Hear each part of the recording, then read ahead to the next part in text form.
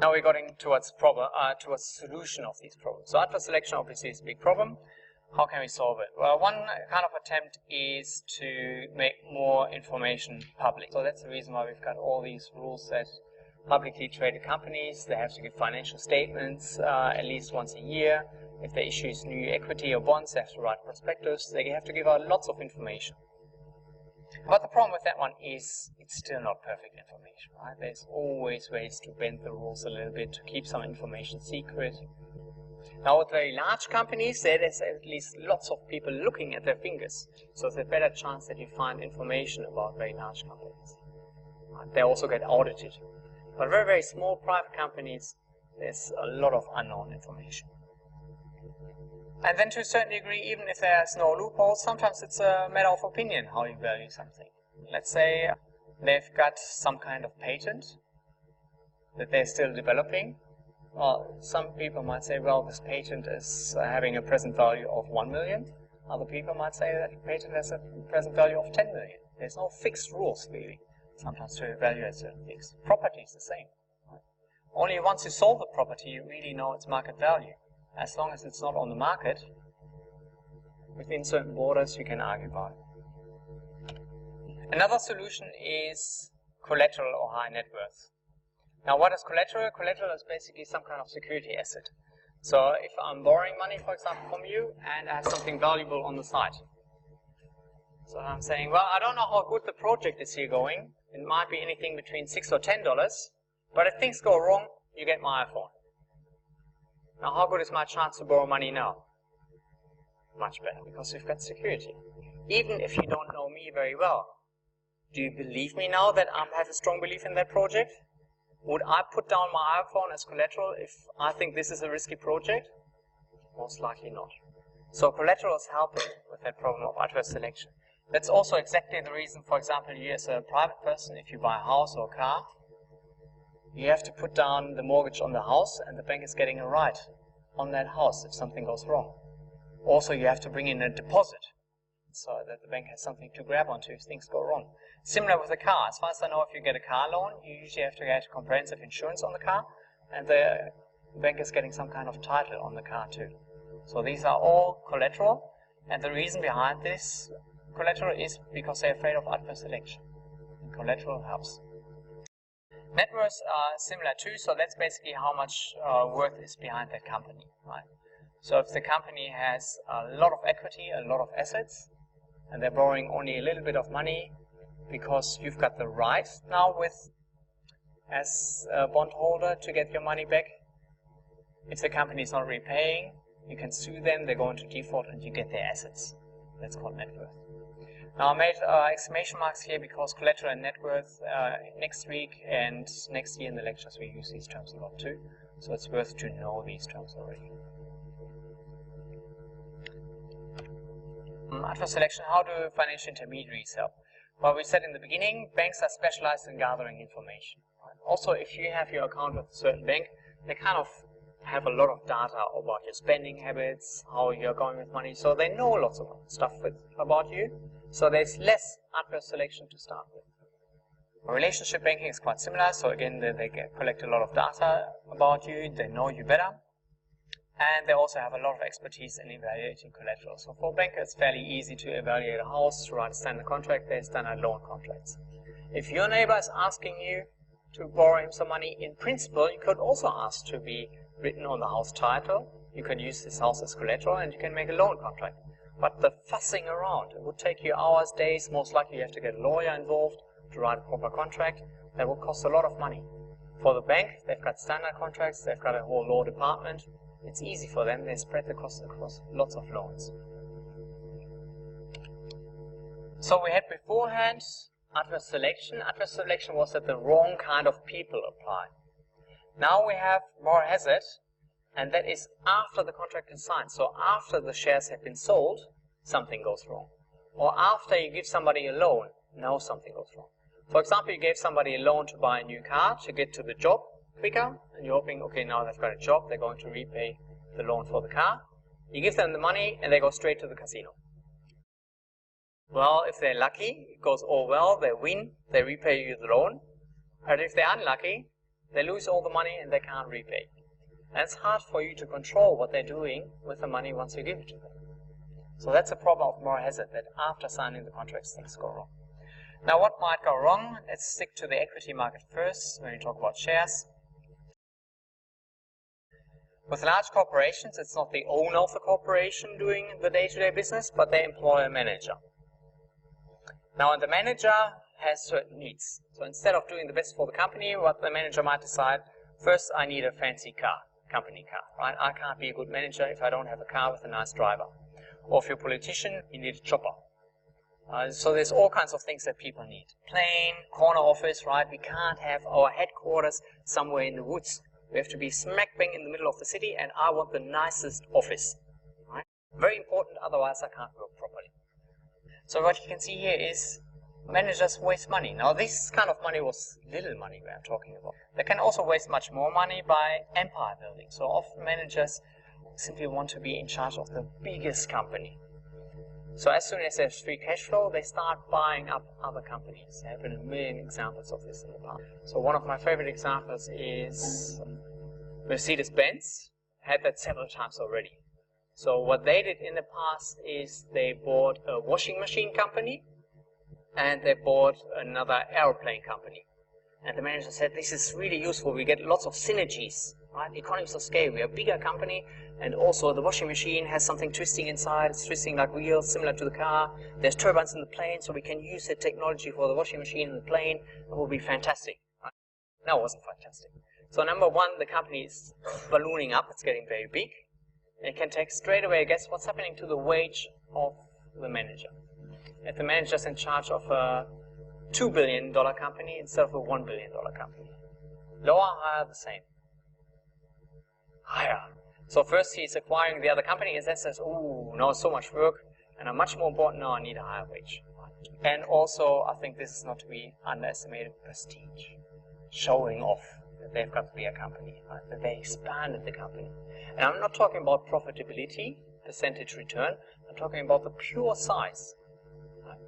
Mercedes had that in the past with the washing machine and the airplane companies. That landed flat, so they got it all split up again with huge losses. And then the next management came in, had another great idea. Let's not do washing machines and planes. Let's buy an American car company, Chrysler. So we had for a while Daimler Chrysler. Right? It almost doubled in size. Went much, much, much bigger. Management got much, much more money, much more prestige. Ended up to be a total flop too. And we see these kinds of things all the time. Sometimes mergers are of course very useful too. But I personally reckon lots of mergers are done simply for empire building. Good. The board of directors is sitting above the managers. It's meant to monitor the managers and watch out that these kinds of moral hazards don't happen. But in practice, number one, the board of directors meets just a few times a year, so they don't really have that much insight what's happening in the company's day-to-day business. And number two, lots of board of directors are former friends or friends of the managers too, so there's somewhat of a tight-knit network there. Often the board of directors put in the manager's first place, and they don't put in somebody they don't like. Good, then they got the idea, well, if you want the manager to maximize our shareholders' return, we just give them shares, or even better, share options. Remember last time we talked about options? And for example, if you have call option, you're hoping that the price is going up or down. Call options giving you the right to buy shares at a fixed price, and that's especially good if the price of the share went up. So if you give the manager a lot of call options, he has a lot of interest to push up the share price. So that sounds good. In that case, the manager would maximize profits.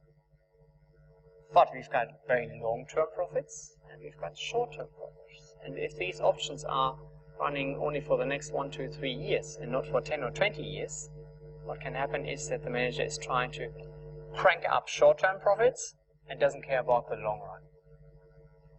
Anybody has a feeling that we see that sometimes? What would be an easy way to crank up short-term profits but wreck the company in the long run?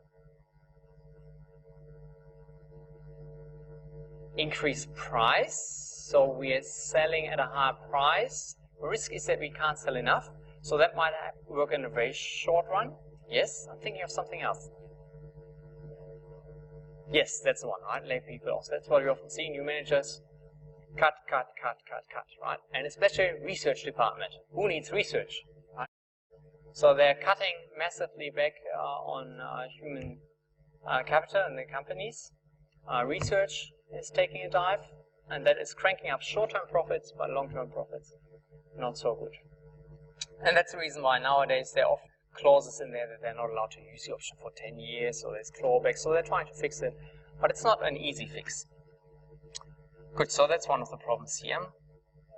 So maybe taking it step by step, moral hazard is a problem after we give them money. One potential solution is that we're thinking we give them call options, so that their interest is more aligned with the shareholder, because they kind of become a shareholder. But the problem is they're becoming too much of a short-term shareholder there, and they might just look at short-term returns and not the long-run problems. Let's say you've got an investment that is giving you a very high return until things go really haywire, and then it takes down the whole company. If you've got a call option, would that be attractive? So there's a 90% chance that you get a fairly high return all the time, but there's a 10% chance that the company goes totally bust. If you have call options, would that be attractive? 90% of the time you make a fortune, 10% of the time you lose your job. So what that means is extreme risk. So these kinds of contracts are inducing extreme risk taking of the managers. It's also called tail risk, so things that happen very, very seldom. But these kinds of contracts can push it in that direction. We have more of that one when we talk about banks next year. Here, other solutions to reduce it: venture capital firms, private equity firms. So the difference here mainly is venture capital firms for smaller firms, startups. Private equity firms look into more established firms. And what they're doing is they give equity, so buy shares in these companies, but they buy not a small amount, but a fairly decent amount, so that they're big enough to become part of the management. And if you have your own people sitting in the management, of course you get a very good insight what's going on there. So there's less problem of moral hazard happening there, because you can literally see what they're doing, and you can also intervene if the management is doing something dodgy. Good. And then we also have the corporate control. Basically, if it's very obvious that the management is doing a dodgy job, there are some companies that are simply collecting a lot of money and then do a leveraged buyout. So a little bit like in, I think, Wall Street, the Gordon Gekko kind of thing. So he believes one company is not doing a proper business, borrows a lot of money, buys the whole company, kicks out existing management, and is doing whatever he believes is best for the company. That was the equity market. Let's move over to the bond market. In the bond market, there's straight away less moral hazard than in the stock market. And the reason is, in the stock market, management had a lot of leeway to do kind of whatever they want. If profits are not that high, they can make up excuses, say, oh, it's because of the election, profits are not that high, and we had a global financial crisis, it's not my fault. So they can always push the fault on somebody else. With bonds, they can't, because on the bond contract, it doesn't say you should be profitable. On the bond contract, it says you have to repay me the coupons. And if you don't repay me the coupons, the company goes in default, and we just take whatever the company has. So there's no choice there. And that makes the moral hazard problem less of a problem there. And on top of that, there's still a risk that after you give somebody money, after you bought the bonds, that the company is doing very risky business and the whole company goes bust, then you lose out too. That's also moral hazard. And to limit that one, borrowers write restrictive conveyance. Now that's a fancy word. It basically just means that you're writing small print in the contract that they are only allowed to do certain things with the money. So if you give them a large amount of money, it's for a certain kind of project. For example, if the bank is giving you money for a house, you can't go out with that money and have a vacation in a nice car. You have to buy the house with the money. For companies similar, if they get money for a certain thing, they are only allowed to invest it in these type of projects. And they're, for example, also not allowed to give away assets, sell some kind of collateral. It's all written in the small print of the bond contracts.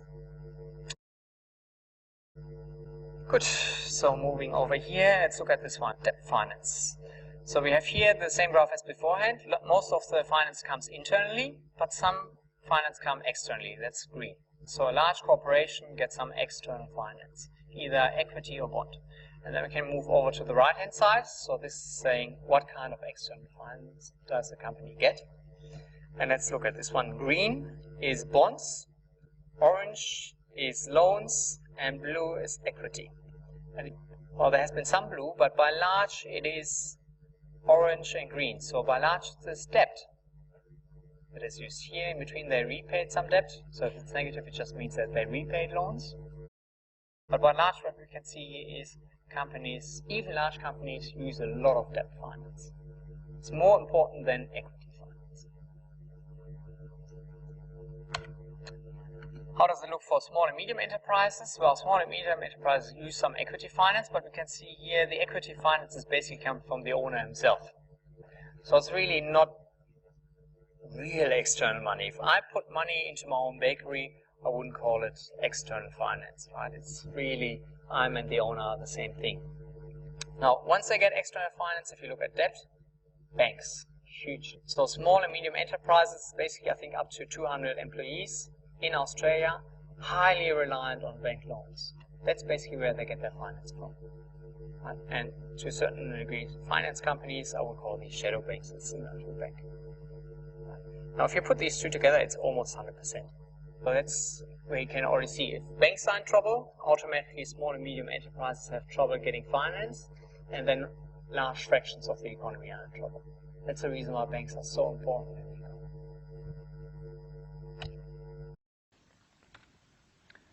Good. In the news, P2P crowdfunding. Now that we've learned of all these information problems, we can scratch our heads a little bit on what that implies for all these new financial intermediaries that are popping up. Or they're actually not intermediaries, because here it's really that we as small investors can invest directly into other people. So we do see who's on the other side of the contract.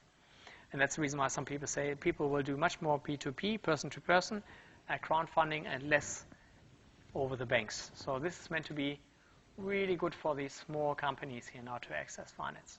And there's in the news often some very good success stories. So some people that come up with a new small intervention.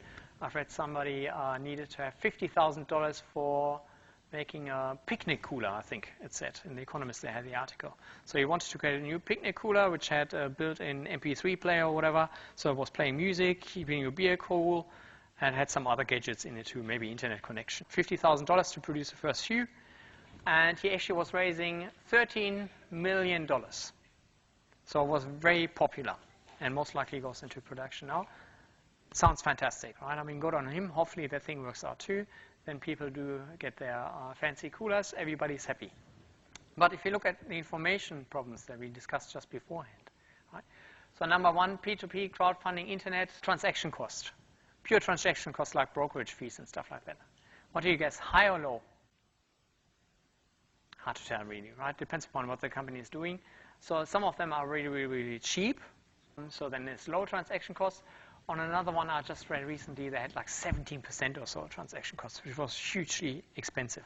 But in general, I would reckon you would think transaction costs, monetary transaction costs, are going to be somewhat low. Because on the internet, there's lots of new firms coming up, there's lots of competition, so I think that's fine.